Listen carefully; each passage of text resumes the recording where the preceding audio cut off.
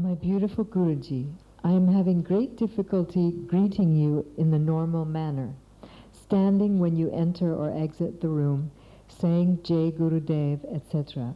I have done those for years and feel I may somehow be lacking some honor or respect for you. What is going on? I never had any hesitancy with this before.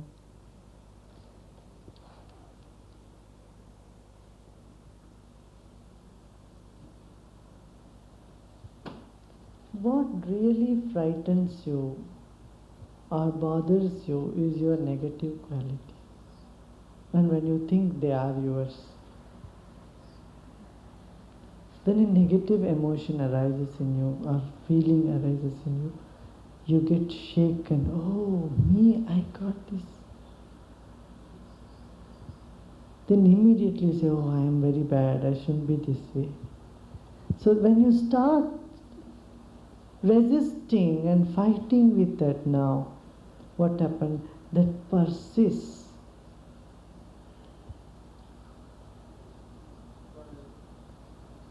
Now what we are doing here,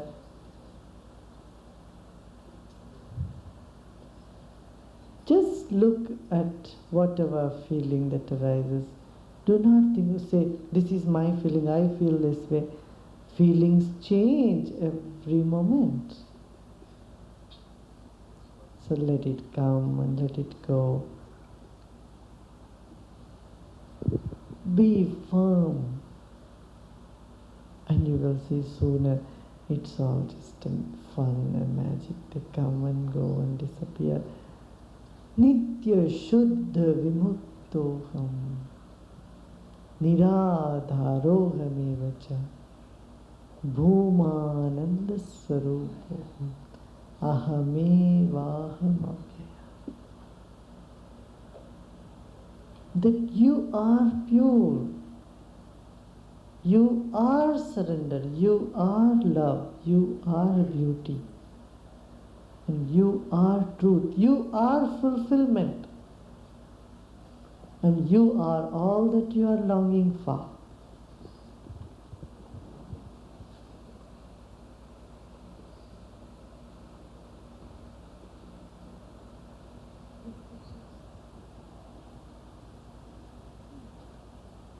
You are like crystal, so clear and pure. And these some clouds come, some shadows pass. So what? Why do you need to be afraid of shadows? Shadows appear very big, much bigger than you, but they do have no existence. Smaller the light, bigger the shadow appears. If it is total darkness, then also there is no shadow. It's a partial knowledge, a partial light, a partial vision brings the shadow, and it makes the shadow appear very huge, very big. But no, it is just a shadow. You are frightened by your own shadow.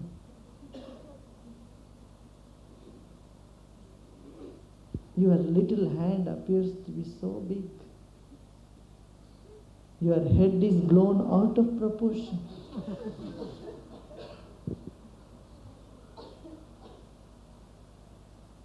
And you are trembling, shivering.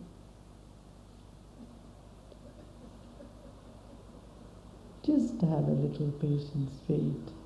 As the light raises, increases. As the sun starts reaching the zenith, you will see your shadow has disappeared.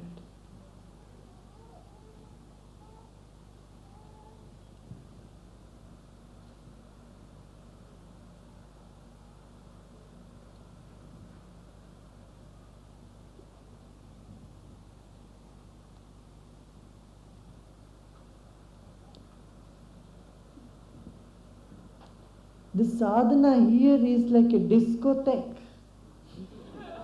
So many colorful lights from all sides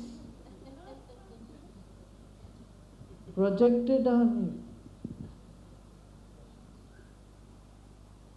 It has made your whole path easy, joyful, enjoyable, not dry or hard.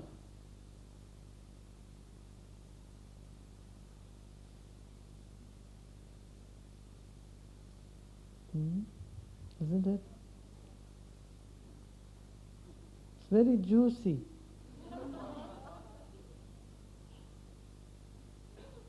So move into this. I know, it's not just you. Many has many different feelings. Another feel, oh, Guruji never looked at me. Perhaps he doesn't love me. Another person says, oh, I am not useful. I am being ignored. I want to do something more. Many of you get many various different, you go with so many thoughts and illusions. I tell you, this is all your shadows.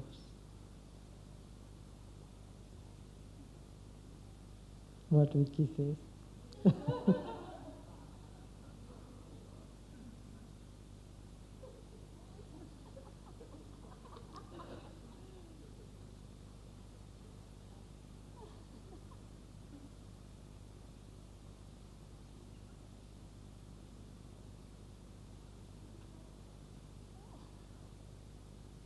Don't you think so?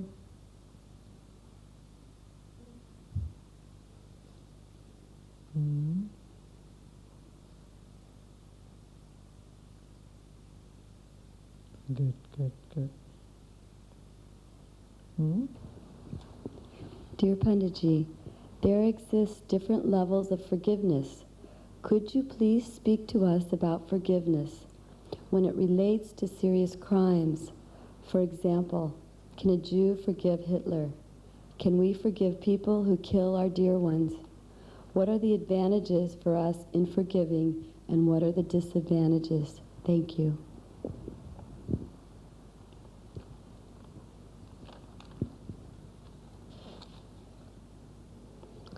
There are 3 levels of perfection.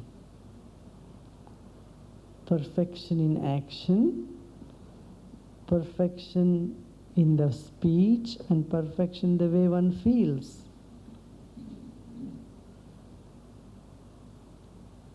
Someone acts imperfectly, acts violently. Some other people speak very violently, and some others feel violent inside. It is all the same.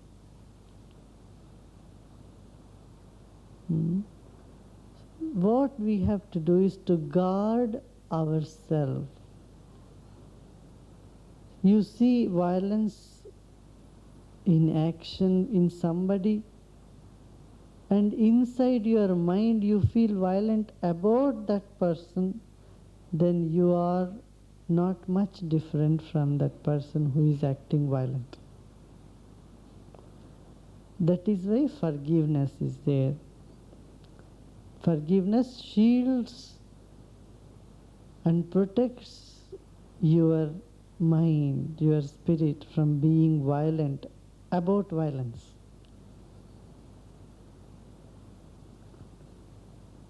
Do you see what I'm saying? If you become violent about violence, then you are almost same as that person. Better than forgiveness is compassion. Forgiveness comes with lack of understanding. You do not understand what that person deep inside is going through.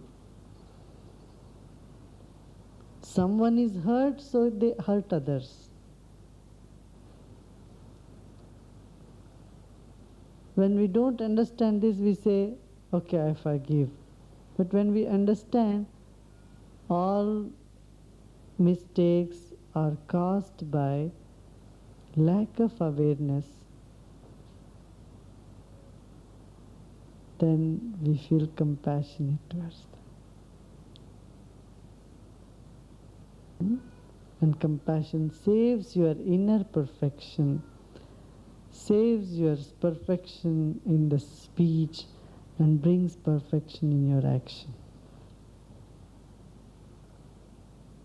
See what I'm saying? It is very rare in the world to find someone who has perfection in all the levels. There are some people who feel very good inside, but they don't act very well.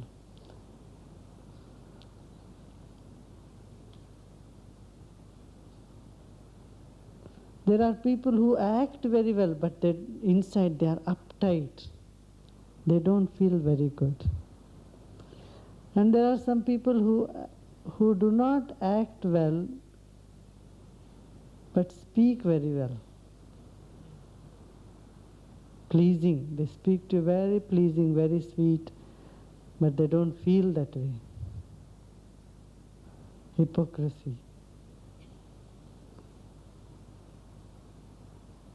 And there are others who feel very good and who do good things also, but when they open their mouth, fireballs come flying. This is another type of people. So various different types of people are there, attitudes are there in the world. But what you can aim at is identify what you are perfect at. You may be good at your action, but you may not be good at your speech. Now improve on that. You may be good at your speech and action, but you may not feel good at your heart and the feeling. Then begin with that. Now look to that. Become more hollow, more empty. Then you'll start feeling good about it. And you feel good about things, and you talk also nice, but your action lacks vigor and force and zeal. Then improve your action. That is what is seva. Seva is to bring the perfection in action. Doing action without any gains in return.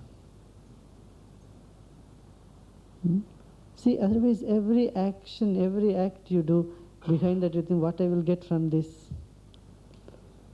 Motivation. But you do some act, the return of it, just joy. Nothing, not even joy. Even if you don't feel joy about it, doesn't matter. Because it is needed for somebody, for others. So you do something. That is seva. Selfless work.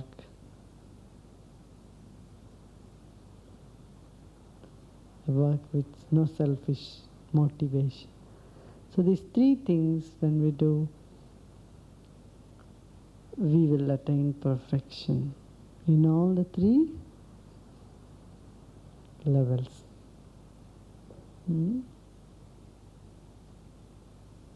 It's not a big thing, it's only a matter of a little attention and a little education. We can have that.